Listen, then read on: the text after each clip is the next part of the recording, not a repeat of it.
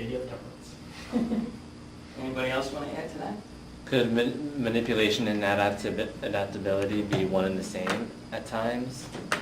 And one way of adapting is manipulation, is in some way manipulating surroundings, whether it's people or things. Like the chair is in my way, I move it in a way and manipulated my surroundings. Manipulation is something I think that we should really try to refrain from, because that's an avenue of control. When you try to manipulate somebody or something, even if it's to what you think you're trying to do it for good, then you become kind of like a dictator, you know?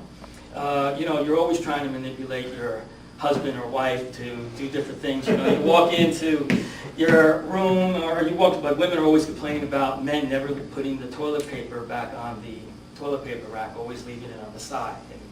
And you're always trying to get the guy to put the toilet paper where the toilet paper. Why can't you just do that? Our guys are really known for having dishwashers and putting the dirty dishes on top of the dishwasher instead of putting it into the dishwasher, rinsing them off and putting it in.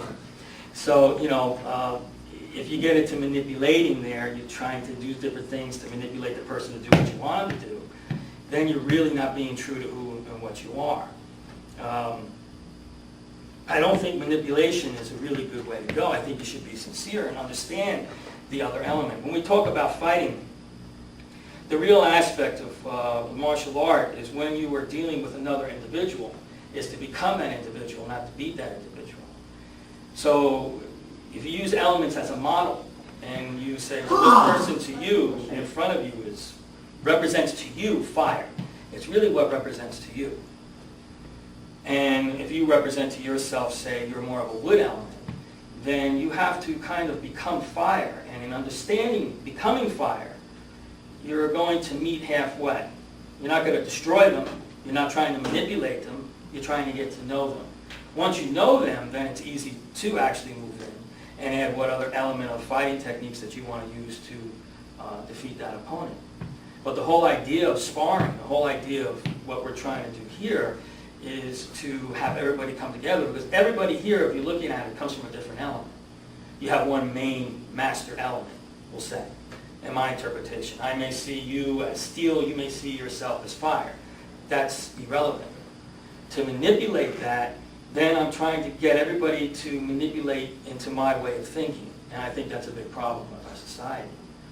I think we all basically have the same place that we're coming from. We just need to have help to reach it.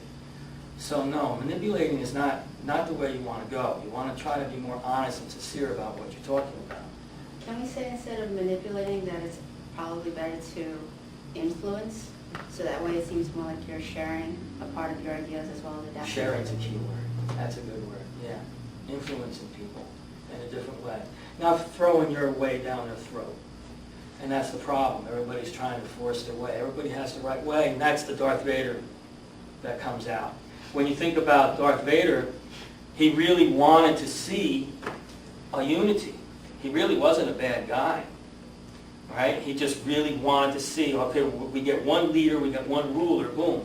Hitler, Napoleon, Genghis Khan all felt the same way.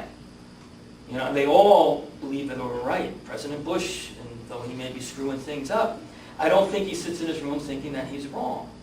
I feel that he feels that what he's doing is right, for whatever means it may be. It may be, to have more power after he's out of office, whatever it may be, but I'm sure he believes what he's doing is right. Hitler did.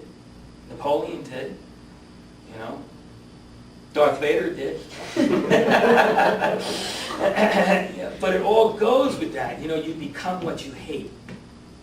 So if you're raised in a family that is alcoholics and you hate alcoholics, sometimes, and a lot of times, you become the alcoholic.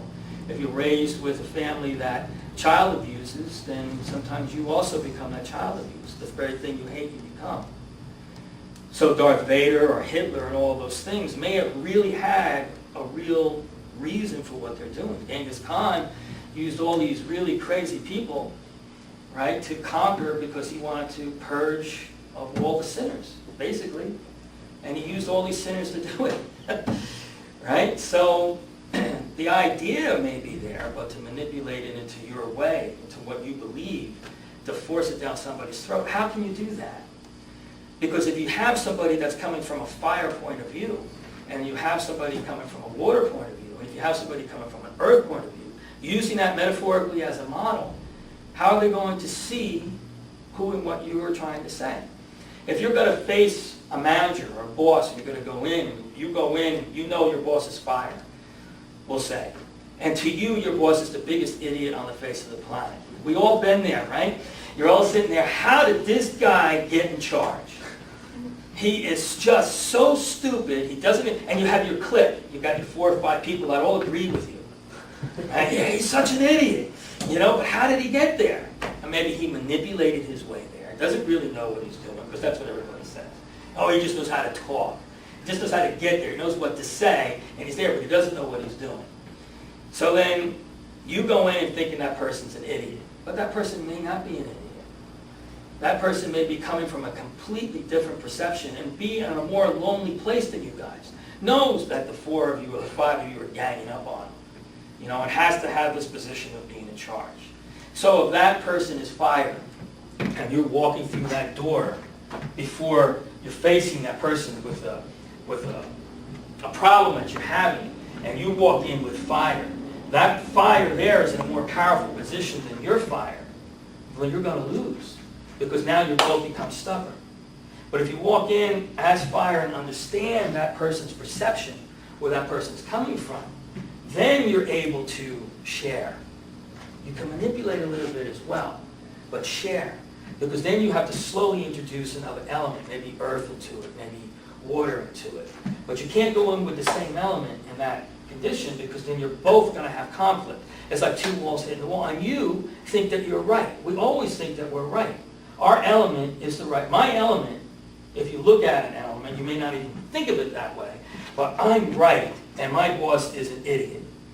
I know that I'm right, and I have 5 other people that agree that I'm right. So you walk in with fire, you know, trying to be stronger than their fire, but not with an understanding fire. So if I understand that his perception's coming from fire, then I know that he's not going to understand my perception from water. So I have to first understand fire and then introduce things into it slowly. Because I kind of know the way he's got to think, or she's got to think before it even happens. I already know that this person wants this done, but I don't agree with the way that they want to get it done, because it takes so much time to do this when I could have done 5 other things before I did this. But fire's perception sees this first and these things later. You have to understand why. So that doesn't get into manipulation. That does get into sharing and becoming a part of it. So if I come in as fire, understanding fire, but not try to be more powerful fire, then I understand that perception of where that person's coming from. Then it doesn't look so stupid.